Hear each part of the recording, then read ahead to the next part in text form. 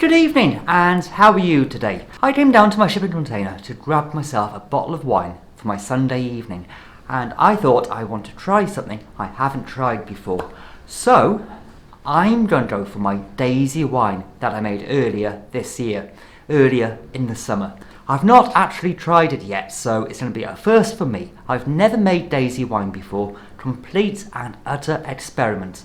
But I love messing around with flavours and different ingredients. If it hasn't been brewed before, then chances are I want to try and brew it, just to find out if it can be done and what the results are like, so that you can either replicate it if it's good, or avoid it if it's not so good. If you remember, I did back sweeten this Daisy wine before I bottled it with some glycerine, because this Daisy wine was slightly on the thin side when I had a sip to test to see if it was suitable to be bottled, and it needed just a touch of glycerine just to bring out that full-bodied vinosity of the wine, that body, that mouthy feel. So it's going to be awesome to try and see what I think of it.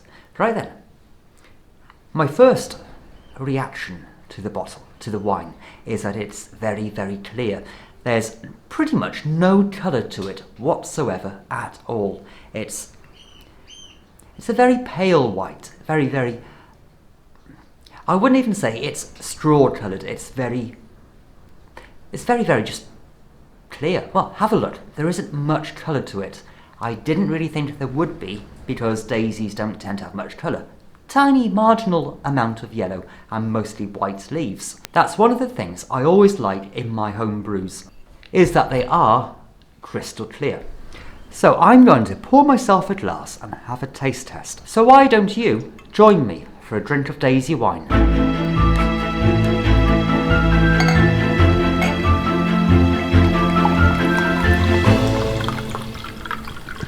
Cheers.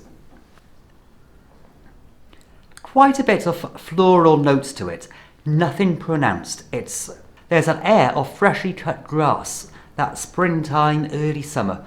When it's been raining on freshly mown grass, it has that near herbal aroma.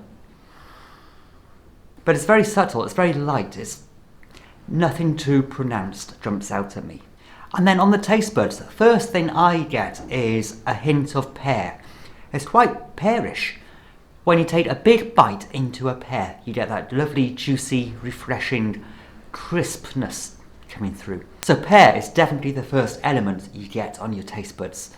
It has a complexity to it. It is thick, it is rich, it goes down the throat so smoothly, and you really notice that it's going down. You can hold it in your mouth and it's really, really a pleasure to sip and to enjoy. I only bottled this Daisy wine a few weeks ago, so it's really going to need more time in the bottle to come into its own. But being a floral wine, you don't want to leave it too long. Otherwise, that daisy, that floral petal aroma, it will start to fade away. However, the glycerine is going to help to preserve that floral aroma. It's a wine you can get away with drinking immaturely. You can drink it pretty much quite soon, really. So I'm going to go and enjoy the rest of this bottle and plan a few more interesting wines to make.